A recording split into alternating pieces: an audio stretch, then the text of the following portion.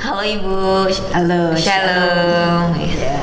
Ibu kan sering kali tuh banyak sekali ya Bu orangnya tiba-tiba tuh dia merasa dirinya tuh tersinggung. Dia ada orang lagi ngobrol, dia merasa dirinya diomongin padahal belum tentu ngomongin dia Bu, membicarakan dia. Itu bagaimana ya Bu? Iya, iya itu lumayan banyak yang begitu. Biasanya orang yang kayak begini egosentrisnya masih tinggi. Iya. Yang pertama, yang kedua kesombongannya. Jadi saya kok diperlakukan begitu, saya diomongin. Iya. Tapi bisa merasa begitu terus-menerus itu karena barangkali dulu dia mempunyai pengalaman sampai menjadi trauma di dalam hatinya, dalam jiwanya. Mungkin dia pengalamannya ternyata temen yang kelihatannya baik gitu, kok ngomongin dia di belakang gitu loh. Mulai sejak saat itu ternyata sulit ya menemukan teman yang bisa dipercaya.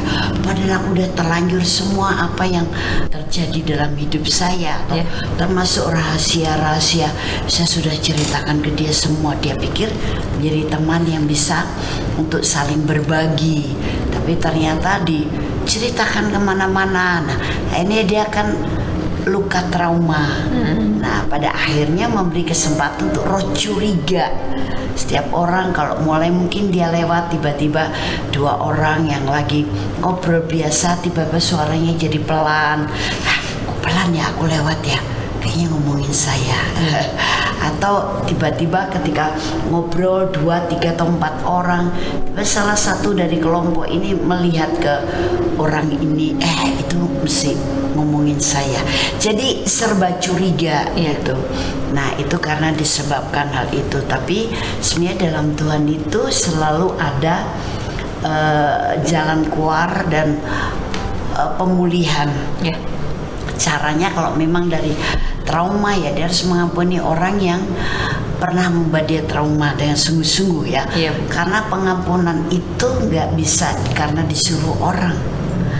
Kalau disuruh orang, pengampunan seseorang itu hanya lip service, karena aku disuruh berdoa mengampuni, tapi hati belum tentu rela buat mengampuni.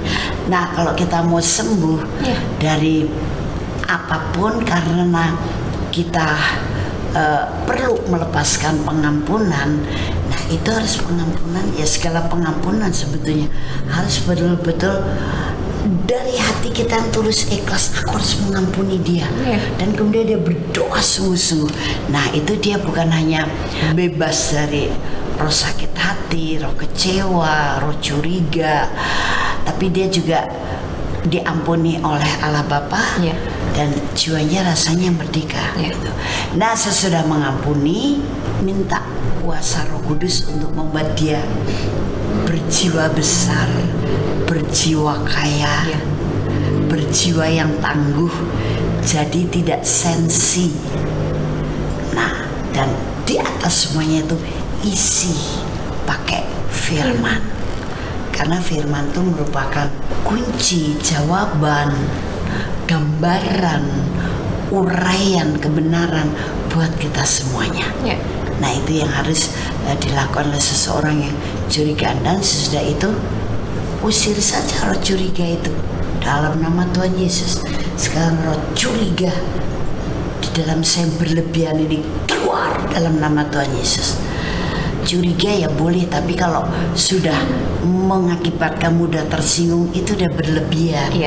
Itu sudah mengarah kepada kecurigaan yang negatif dan ya mengakibatkan dia mengalami kerugian sendiri gitu ya. Jadi kita perlu berjiwa besar, dan untuk jiwa kita besar, berjiwa kuat, jiwa kita kuat, berjiwa sehat, jiwa kita sehat ya harus dibersihkan oleh firman, diisi firman, makan firman. Udah itu satu cara yang sangat luar biasa untuk kita semuanya. Iya Bu. Ya karena pikiran yang aneh-aneh juga membuat bisa curiga. Kenapa pikiran aneh-aneh? Karena nggak diisi firman. Jadi pikirannya cari yang lain-lain. Oke, yuk kita berdoa. Terima kasih Bapak Surgawi, kami berdoa untuk setiap umat Allah yang sering mudah curiga. Kami minta sekarang Roh Kudus gerakan hati untuk mengampuni penyebab dia mudah curiga. Mungkin dia pernah mengalami trauma, luka karena diomongin orang, karena diperbincangan di belakangnya oleh orang lain, oleh sahabatnya atau siapapun. Dalam nama Tuhan Yesus, kasih-Mu mengalir menyembuhkannya. Amin. Dan sungguh-sungguh orang ini mengampuni, dan sekarang roh curigaan yang berlebihan keluar. Amin. Yes, amin. Dalam nama Tuhan Amin. Yesus. Dan urapan kuasa Roh Kudus serta firman Allah sekarang membangun jiwa yang besar, jiwa yang kuat, jiwa yang tangguh di dalam setiap anak-anak Allah. Terima kasih Bapa, kami mengucap syukur di dalam nama Tuhan Yesus Kristus. Haleluya. Amin.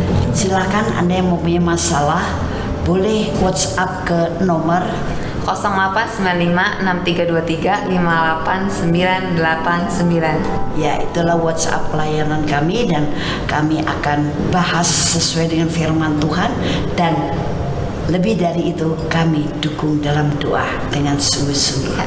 Kesaksian pun kami tunggu untuk mempermuliakan nama Tuhan. Puji Tuhan, haleluya.